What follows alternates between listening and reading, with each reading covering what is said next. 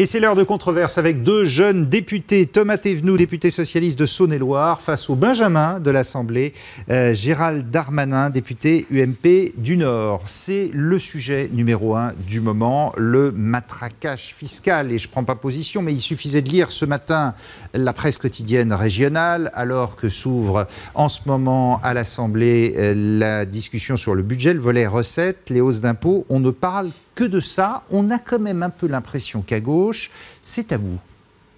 Ah non, non, il faut parler, il faut dire ce qu'on fait en matière d'impôts et de fiscalité. Mais il faut aussi rappeler à quoi sert l'impôt. L'impôt, ça sert à financer les services publics. Priorité à l'éducation nationale, 7000 postes créés cette année. Priorité à la jeunesse, 55 000 bourses pour les étudiants. Priorité aussi à l'emploi, avec 150 000 emplois d'avenir. Donc, moi, j'assume complètement la politique fiscale qui est menée. Matraquage ou pas ? Non, non, non, je ne parlerai pas de matraquage. Il y a des efforts à faire.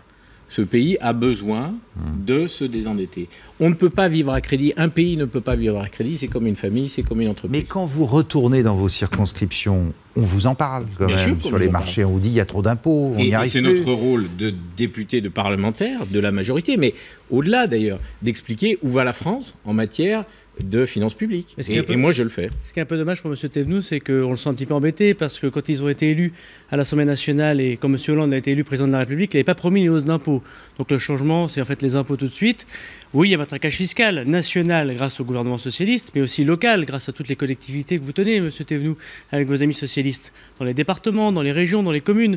Donc là, après l'impôt sur le revenu, on a aussi le temps de la taxe d'habitation, la taxe foncière qui a bien sûr augmenté. Les impôts, certes, c'est pour les infirmières, c'est pour les écoles, vous avez tout à fait raison, mais c'est aussi des économies qu'on pourrait faire. Vous avez fait l'AME, vous avez fait l'AME, vous avez fait l'AME pour les étrangers en situation irrégulière, M. Thévenoud.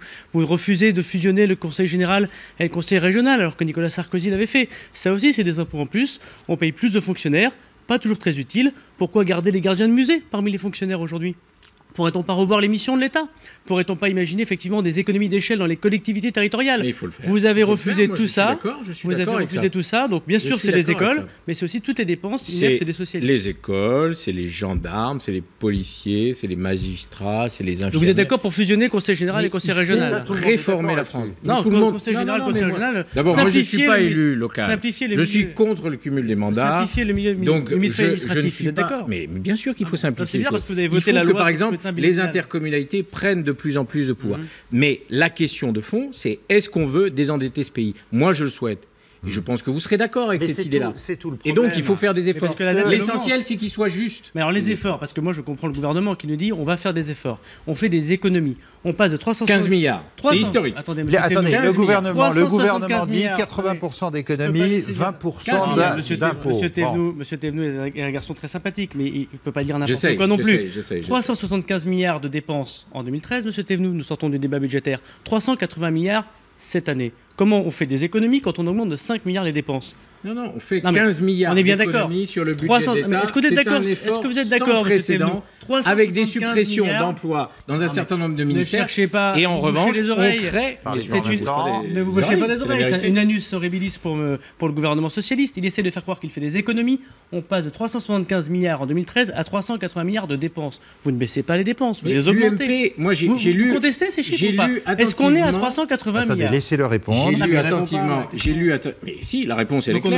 C'est 15. Mais non, c'est 15 milliards d'euros. Même le FMI, même la Cour des comptes, même la Commission européenne a dit ce budget est un budget crédible. Socialiste économiste, il va falloir choisir. Il faut essayer de regarder les choses avec vérité et sincérité. Vous finirez par taxer les enjoliveurs à force de taxer les Français. Pas du tout. Mais ça, c'est de la formule. 375 milliards en 2013. Vous avez créé des taxes sur tout un tas de choses quand vous étiez aux responsabilités. 380 milliards cette année. Vous avez augmenté les dépenses. On ne va pas s'envoyer les chiffres. Est-ce que vous voyez quand même un décalage entre l'opinion et ce qu'essaye de faire croire le gouvernement, c'est-à-dire de dire, et l'INSEE d'ailleurs, ça va mieux, on sent un frémissement de l'économie. Est-ce que l'opinion, elle croit en ça? Est-ce qu'elle vous suit? Moi, je sens le frémissement. Je pense que la reprise, c'est une petite flamme. C'est l'image que j'emploie. Et il faut faire attention à ce que la fiscalité n'éteigne pas cette flamme. La fiscalité ne doit pas être un été noir. Elle pourrait le faire. C'est pour ça qu'il faut redonner aussi du pouvoir d'achat aux Français, parce que on n'en prend plus pas de le chemin, pouvoir d'achat. là. Si, parce que les députés socialistes ont proposé un certain nombre d'amendements qui vont redonner du pouvoir d'achat, parce que vous notamment voyez que aux le classes gouvernement allait trop loin. Mais bien sûr qu'il faut redonner du pouvoir d'achat pour de la consommation, pour de la croissance et pour de l'emploi. Monsieur Thévenoud, C'est quelqu'un ça. d'extrêmement pratique, et ses amis socialistes le voient. Ils se font aujourd'hui un petit peu, excusez-moi l'expression, engueuler dans leur circonscription. Ils reviennent voir leur gouvernement qui aujourd'hui agit un petit peu idéologiquement sur le rythme scolaire, sur le matraquage fiscal. Mais c'est sur une tout un grande tas de réforme, sujets. les rythmes scolaires. Oui, qui va encore nous coûter Mon beaucoup cher d'argent. monsieur Darmanin. Il va encore nous coûter beaucoup d'argent. Moi, je vois pas d'argent quand il s'agit de l'intérêt des enfants. Je vois à Tourcoing 1 million d'euros la Mais réforme des parlons rythmes pas d'argent scolaires. quand il 1 million s'agit d'euros. de l'intérêt de nos gamins 1 million des et de la rythmes France scolaires, et de oui, bien sûr. l'école. Mais c'est des beaux discours, mais concrètement. Ah oui, mais M. concrètement, Copé, il parle que vous d'argent. savez ce qu'on L'UMP fait parle Vous que savez ce qu'on d'argent. fait pour les rythmes Nous, scolaires à parle Tourcoing? On va faire de l'éveil l'intérêt de philosophique en maternelle. Une école, c'est pour lire, écrire, compter. Et il faut de l'argent pour ça. Vous avez dénoncé, quand vous étiez dans l'opposition, les baisses des dotations aux collectivités. Combien il manque cette année aux collectivités, M. Thévenoud? Vous le savez, vous Mais il faut que les collectivités fassent des efforts. Elles aussi. On ne peut pas demander des efforts aux Français sans que nous-mêmes, élus, fassions des efforts sur nous-mêmes, évidemment. Donc des économies, il faut en faire aussi au niveau local. Dernière question, les retraites, c'est passé tout juste, 21 voix de différence, 17 députés socialistes qui se sont abstenus, déçus. C'est une réforme équilibrée qui permet Mais elle aurait pu passer mieux que ça, quand même, y compris dans votre camp. Moi, je pense qu'il faut serrer les rangs.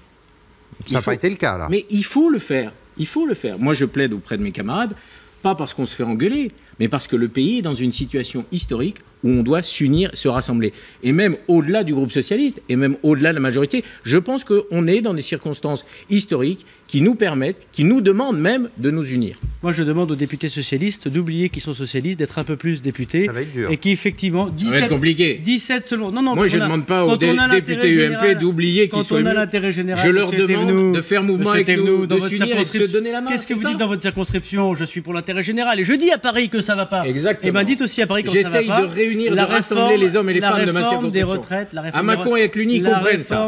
À Tourcoing, j'en suis sûr qu'ils vont le comprendre. La réforme des retraites, monsieur Thévenoud, c'est des impôts en plus pour les Français. Merci, Plus d'impôts Thomas Thévenoud, Gérald Darmanin.